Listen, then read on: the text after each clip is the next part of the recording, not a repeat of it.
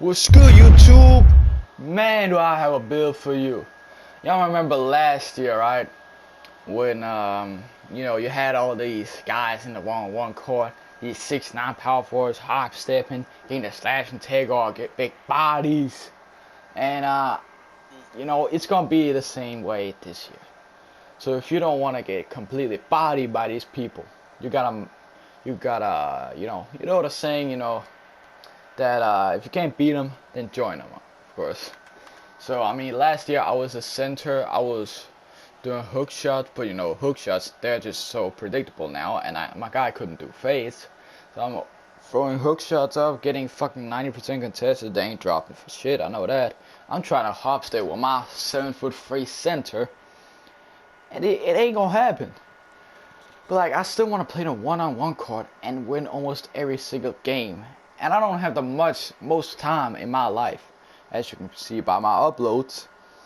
So I'm a casual player, and a casual player, he ain't really that good. I'm not a dribble guy. I don't have the time. I don't have the patience to learn that shit. The string moves together. I don't have the time, the patience to learn my jump shot and shit. So I'm gonna make a build that literally takes no skill.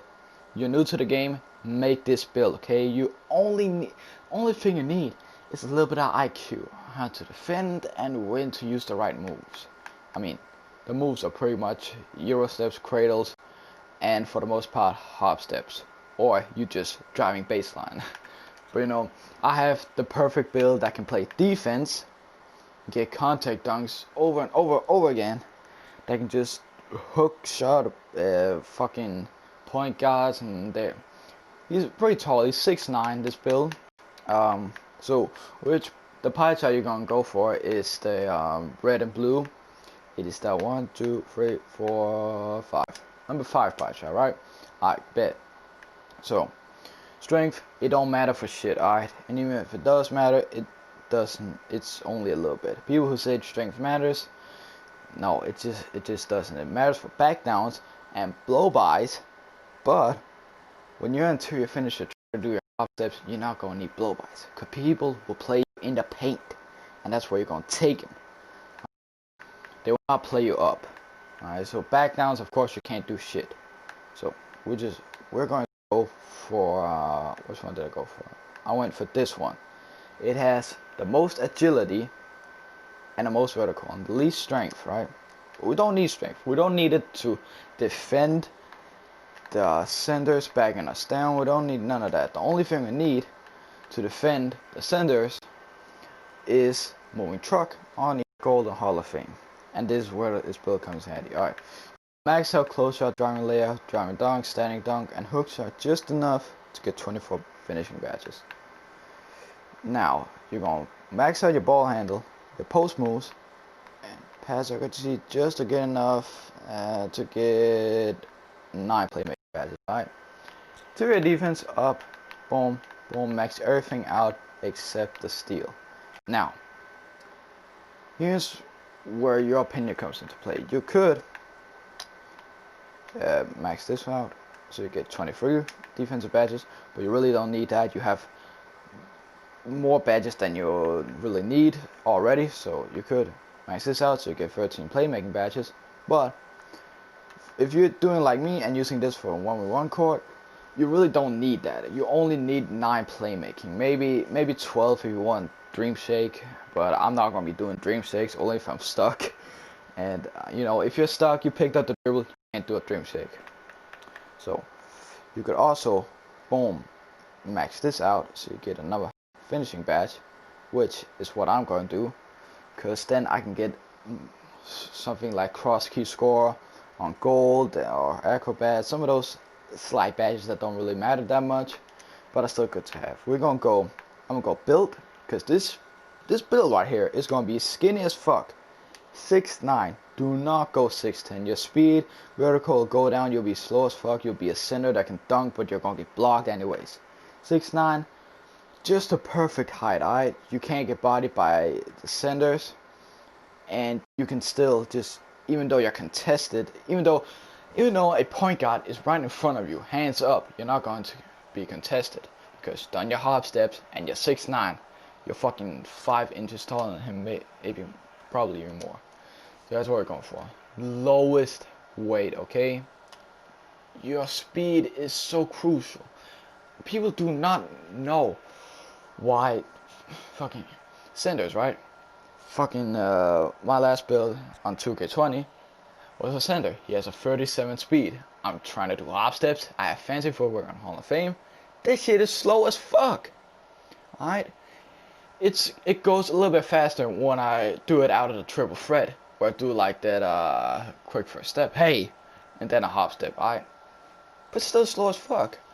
But when the guards do it to me, I'm clamping these guards up. I'm right in front of them. They press square, boom, boost right past me. It freezes me. They get a wide open lay, and I'm like I'm a foot taller than them, and they get no contest, maybe 3% contest. And that is because they have the acceleration, the speed. It's going to make your half steps so much better, as well as the driving layup is also going to make it better. But we can't make the driving layup that much better. So we go for 190 pounds. Fuck the strength. Need the vertical. I'm gonna tell you something. The vertical, right? It's like slurry finisher. When you do layups, the higher vertical you have, the less contest you're gonna get. The more, for example, the more baseline drives you're gonna get, the more efficient baseline drives you're gonna get. Like I try with my center, whereas fucking I don't know 30 vertical again. I can't do baseline drives. Like he's stopping me. But when you're that fast and your vertical is that high, it just goes right past him, wide open lay. So going there, max wingspan. Fuck the strength, I say. Rebounding. Crazy rebounding stats, crazy block stats, and look at this driving dunk 94. I really wish I could get it to a 95 because then it'll be at 99 when I hit 99 overall, but it doesn't give me any extra animations. I don't think so, so it don't really matter. Standing dunk is gonna be at 99, but bang.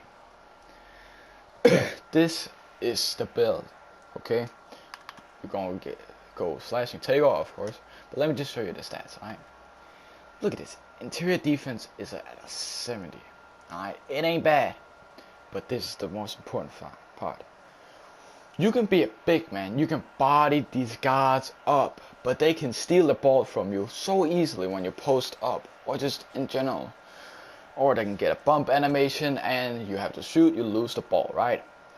What happens when you lose the ball? You gotta play defense, right? You go up against a guard that can shoot and drive. You're fucked.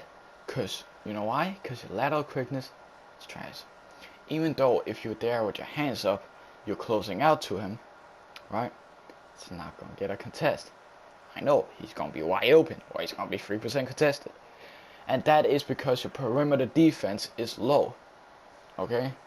People think you can just smack on the Intimidator badge and you'll get more contests. That's not how it works. The Intimidator badge makes people miss more open layups or such. It doesn't give a higher contest. Perimeter defense is going to get a higher contest out in the perimeter, of course. And block is going to give a higher contest when people are driving in. So you have 74 perimeter defense, 72 lateral quickness. That's crazy. Compared to my last build, I had 37 something on perimeter and lateral quickness, and I could still guard, the point guards and shooting guards, the small people, right? And like with this, it's just gonna be so much easier. You're basically, when you're on defense, it's basically like a big man who's as fast as a guard going up against a point guard that's just smaller than him. You feel me? So plus the block is crazy. You're gonna get snatch blocks after snatch blocks. This build is just so OP because you get all the finishing badges that you need, all the defensive badges that you need, more than you need actually, all the playmaking that you need.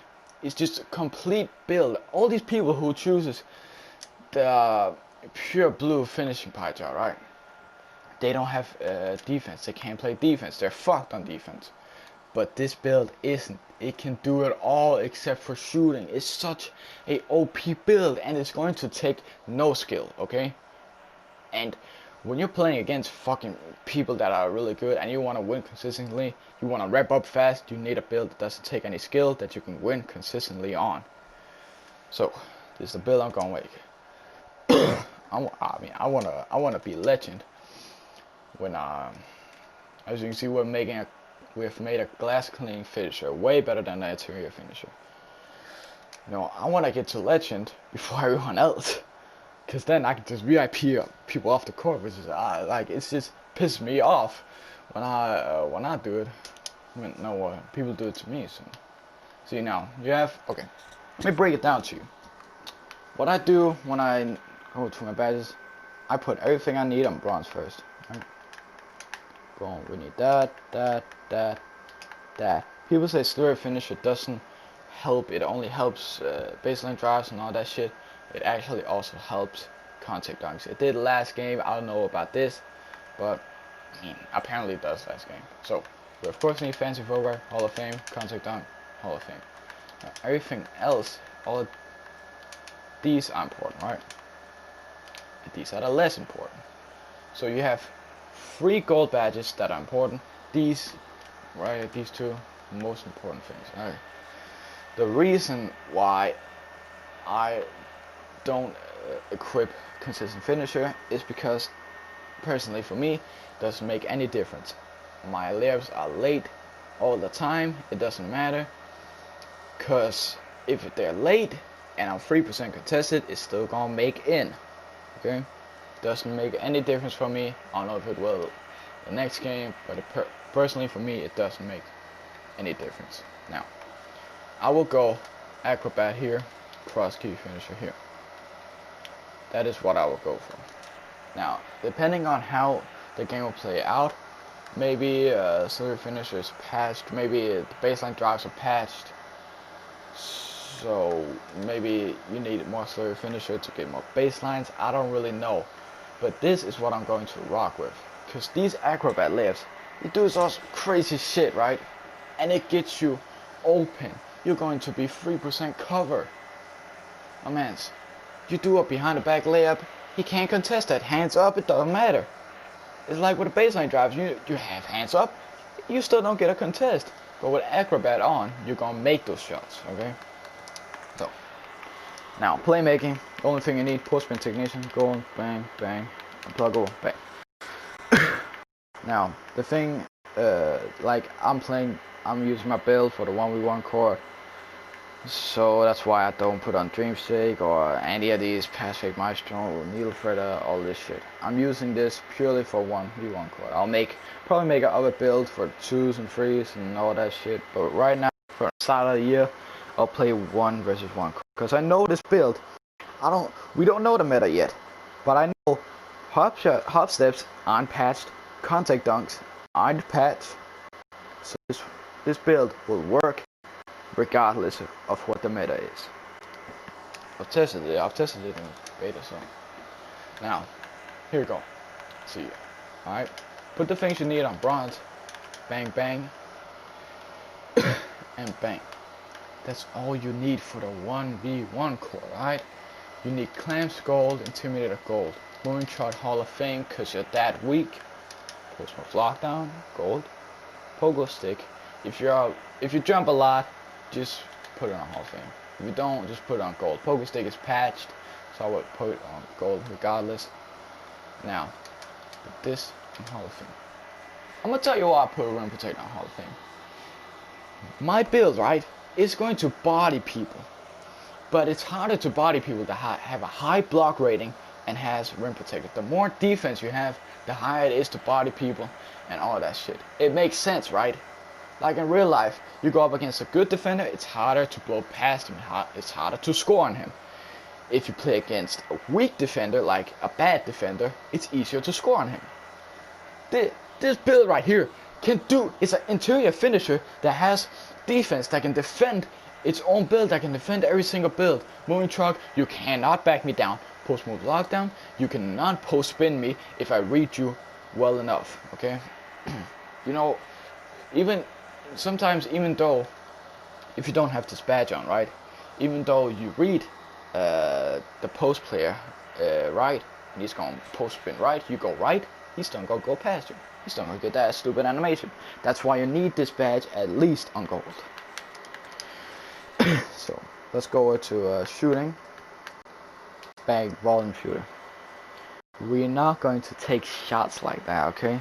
So tireless shooter makes no difference. It only works for shots, not for layups or any of that shit. We're not going to do fades. I'm going to be doing hook shots. If I get a pickup dribble, I'll be doing hook shots. So defense doesn't matter. Let me tell you what volume shooter matters. When you're coming in doing close shots, this thing pops up. Boost shot percentages as shots occur throughout the game. So the more close shots you make, the easier it will be to make the next ones. Okay? So that's basically my build for next year, which is going to be so overpowered. Takes no fucking skill, and I don't care what people tell me. I'm a fucking I'm not a competitive player. I don't have the most time in the world. I have school, homework, other things in my life. But I still want to wrap up fast. I will still want to have fun. And this build is going to give me the fun that I need. I'm going to win almost every single match. I'm going to body people and everything, okay? So this build is just the most overpowered build for the 1 versus 1 card. Okay? Now, I don't think I have to say anything else. So, yeah, that's the video. Peace out. Hope you love the build.